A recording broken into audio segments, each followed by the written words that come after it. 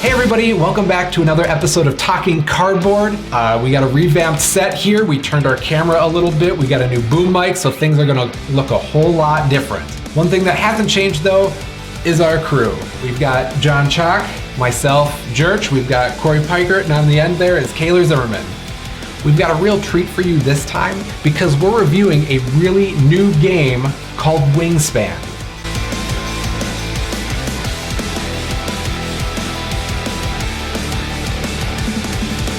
It was released just this last March 8th, I believe, and it's still incredibly rare to be finding, so Corey had to go to some extreme lengths in order to acquire a copy for us, so we're getting a review out there real quick so you guys can start pursuing this game, and I think overall, that's what we're going to tell you to do. The publisher of this is Stonemaier Games. They're a big deal in the industry. They've done recently Viticulture and Scythe and a whole bunch of other games. So John, can you give us a brief rundown of this game? Yeah, this game can really be summed up in the fact that you're drawing these bird cards and you're trying to play them onto your board in these 3 different zones. And each bird has its own little ability, its resource cost.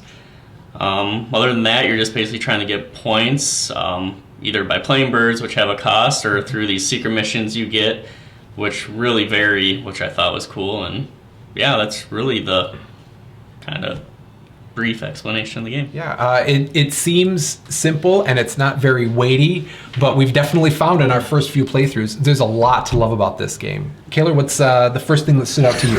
Oh, the design. I mean, it's just beautiful. Everything, they spent a lot of time designing this game. The cards are just all unique. They're very well made. Each one has different points to it, so they're very balanced. So, you know, it's either victory points, eggs they can do, special abilities, abilities they do right away, abilities that happen from other users' actions. It's really made well.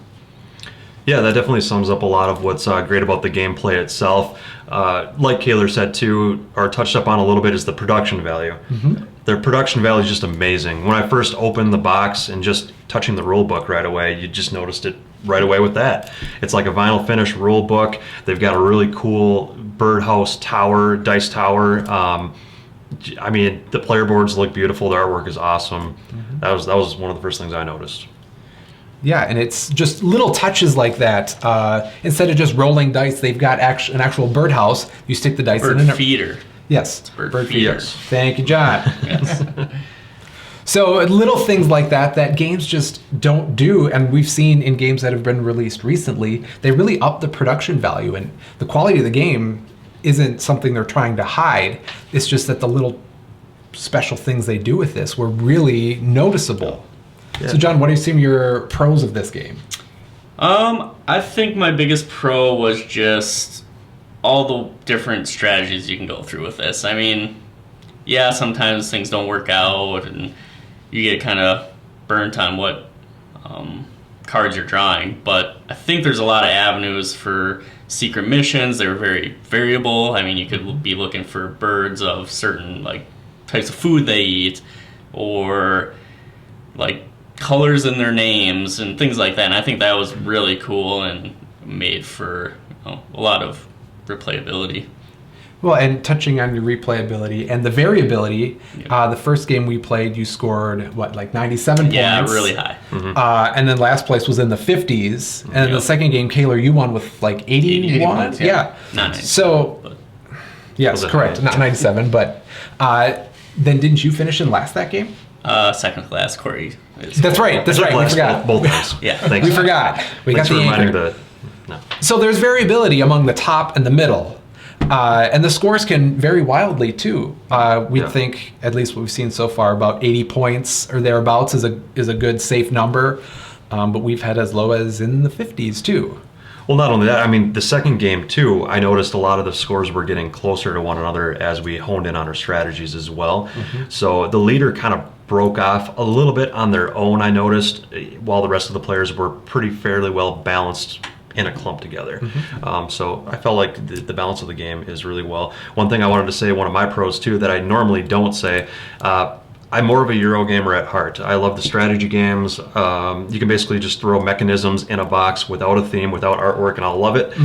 This one, being a Euro game, obviously, as we can see, it is a Euro game by the gameplay, but the theme itself just shines through in this game, and you hardly ever see Euro games with a very strong theme.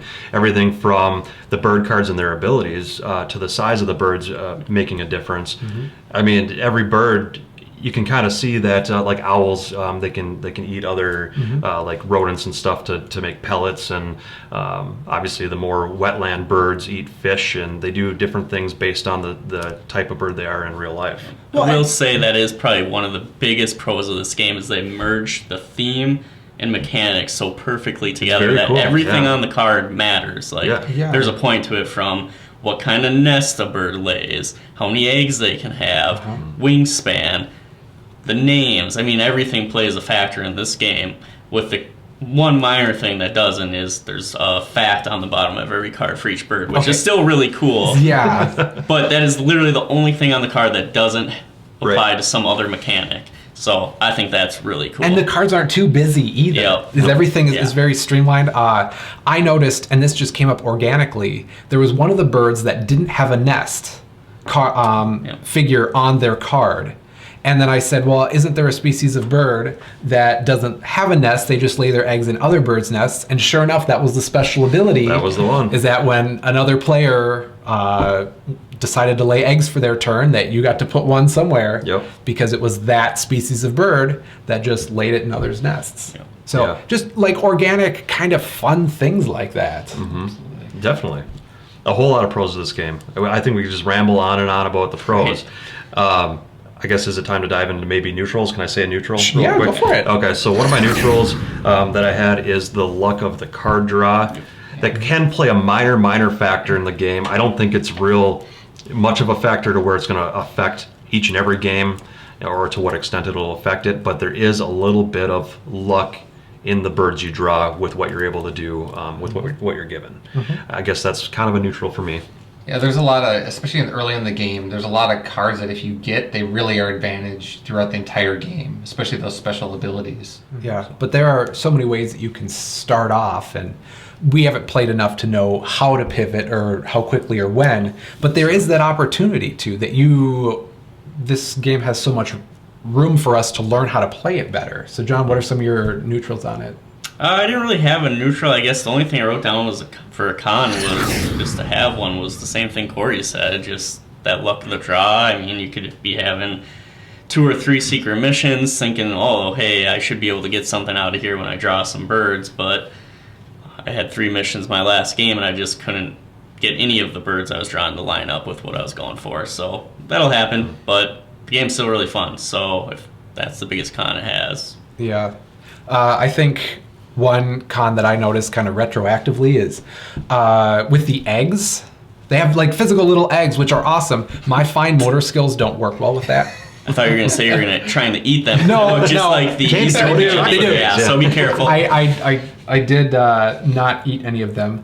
However, like having to set them up a little bit, and some of the trays that things were coming in, you said that they were just clear plastic ones. So you went to a hobby store Yep. and you got like a little Bird nest. bird nest, Yeah. and that's where we put the eggs in, and it's awesome. Speaking of which, this is one of the really unique pros, was on the side of the box. Oh, yeah. They give you a diagram for how everything is supposed to fit in. Because we struggle with that where it Very seems helpful. like, like the box just throws up all the materials and you have no idea how to get it back in. But this one, it shows you exactly on the side, this is how things fit into place. It is so nice. You don't see that very often at all. I'm trying to think of any other game that does that. There might be a couple other games that do that, but it's really nice to have, especially somebody like me who takes last place in every game we play. It's not very smart with that sort of thing. I do own the game, so that's a big help to me. Yeah. Kayla, what do you think? I mean, we're trying not to just pump this game up too much. Do you have any cons with it? I mean, my biggest con is just there's the variety of cards, so like, trying to get what you're going for, it can be a little difficult, but other than that, it's really hard for me to come up with anything more than that. I was going to piggyback off of that a little bit too, but in a different direction. So the variety of cards when you're playing with more analysis paralysis prone players, Yep. that can Yep. add some length to the game, definitely, Yep. some time to the game. Because I know when we've been doing it, the box says 40 to 70 minutes, thereabouts.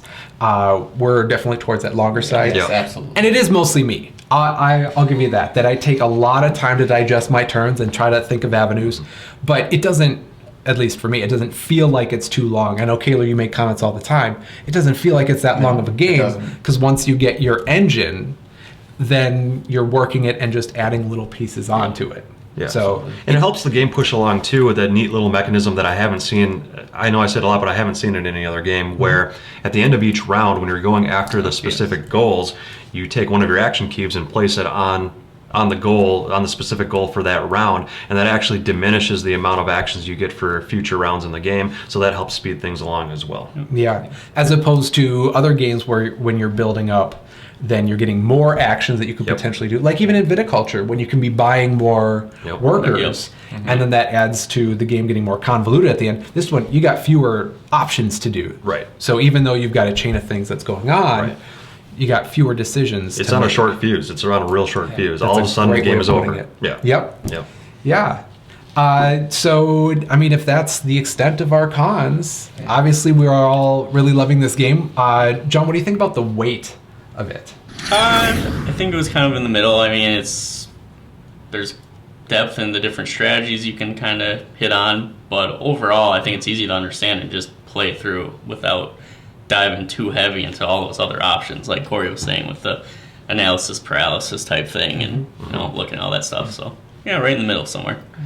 Yeah, I would agree. I think it's even a lighter game compared to what we normally play. Yeah, that is true It for a is- Euro. Yeah. Yeah, it's definitely on the lighter side that I could think of me teaching this to my family who isn't heavy gamers, that they'd be able to pick that stuff up pretty quick and not feel too intimidated by it. Yeah. I mean, I've been comparing this to viticulture in terms of being a Euro style and resource management and coming up with an engine, that game would be much more daunting than this one. So that's what I see, is it's a little bit on the lighter scale of weight. Do either of you two disagree with that, or? No, I think that's about right. I think the variety of cards is what adds the depth to the game. But the reason why I think it may feel so light is because you have the simplicity of the actions listed out on the left side of the board. You've got just 4 things you can do each turn. So one may say that the game is light as a feather. Not light as a feather. I don't agree with that, but nice. That was a good try. So what do we think about, because you mentioned the variety of the cards, what's the replayability level? I think the replayability level is very high. Every card's different. There's 170 something different cards in the game. Each bird is unique. Each time you play, you're going to get varied special ability, or not special ability, but varied bonus cards that you're going after each game too. The end of round bonus tiles are double-sided, so you have a lot of variability in that. So replayability, I think, is pretty high. And I feel like there could be a sub-market for people who are like bird watchers. And Yeah. they're just going to watch us play. Just be sitting, I can check off a blue jay off of mine. They played a blue jay. Yeah. Get a lot of old people coming around. Yeah. So does anything else we want to be adding in terms of like the luck versus strategy? Because I know, Kayla, you've talked a little bit about the luck. There's a little bit of luck on, rolling the resource dice. Sometimes you get a lot of one resources that you really don't like. And the amount of cards, so there's some luck in that too. Yeah. But generally, I think it balances. And they do pretty allow well. you to mitigate the dice rolls. I mean, if you're sitting there and if all the dice are showing a single resource, you're allowed to take all those dice and re-roll the whole bird feeder set. So I think that really helps eliminate having to take those resources that no one wants. So Yeah. Bogs you down too. And like you guys said, that does play a little bit into a little bit of luck in the game, but that adds to the theme though too. Yep. If you really think about it, when birds are going out looking for what they want to eat, it's not necessarily just going to appear and show up when they need it or when they want it. So that kind of plays into the theme too. Yeah, it's a subtle way that it's Yeah. all just building a great Definitely agree. kind of universe almost. Yeah. Yeah, on a small scale. Yes. So what do we think about the teachability or learnability of this game? I know for me, it was quick to learn. You play one round, or I mean, even one turn for everybody, and you pretty much got what you could do. The cards are very self-descriptive. They show you where you can play them, and then you either take the action or you choose not to. Mm-hmm. I mean, it seems like it's very easy and quick to pick up and learn. And Yeah. Without gushing over it too much, do we want to give it a rating, 1 to 10, or is there anything more that you guys want to add? No, I mean, No. Okay. I think enough has been said. Yeah, I mean, we could have a second video where it's just gushing over it, but we'll probably do a playthrough sometime in the near future. Yeah, definitely. Okay, so, Kaylor, 1 out of 10, what do you rate it? I gave it a 7. Definitely a solid game. Anything you want to add to that? I think that response was about a 7. Yeah, about a 7. Yeah, right. I'm definitely higher than that. I'm at an 8.5 currently. I played the most out of all of us here too. So that's a pretty solid rating for me at the moment. Usually I say if we've only played it a handful of times, 3, 4, 5 times, it could go up or down based on the number of plays or experiences we have with it. But I say I think I've played it near 10 times now, and I think 8.5 out of 10 is where it's going to sit for a while, unless there were maybe an expansion that comes out in the future or something like that. So. John, what do you think? I'm definitely sitting at an 8 right now. Really surprised by this game. It was, I mean, on the cover it just looks like a bird game. I was like, oh, how exciting can that be? But you dive into it, I mean, it's awesome. The mechanics are simple, they're good, it's all fleshed out. It's definitely a game I would never have a problem bringing to the table, and probably would even suggest for newer gamers or bring into a game night with coworkers or family. So that's actually a good point. I would rate this about a 9 as well. If it's reasonable play time, teachability is really easy. I know the retail price is around maybe $40 online, which is really good for a game that is this if you visually can find quality. it in stock. Good Otherwise, if you're trying to buy it on eBay, on the secondary market, I'd probably wait. Yeah, that's a good point. That's a good point. But I think it's an 8 or a 9 also. I want us to be throwing this in our regular routine, playing this a lot, because there's so many ways this game could go.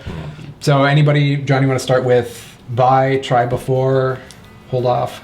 Like I said, if you can get it for $40, yeah, it's probably worth picking up and seeing what you think of it. I mean, pretty cheap cost for a game that's this good looking and fun.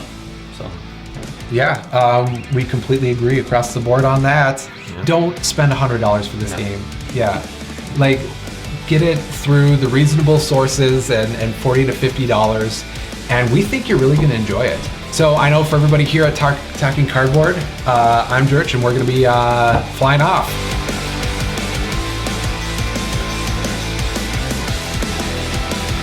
I don't know if you can tell, but we've got a new mic, so things should look a lot different this time. It's going to look a lot different because we got a new mic. Sadly, we still have the same just crew. say we have a new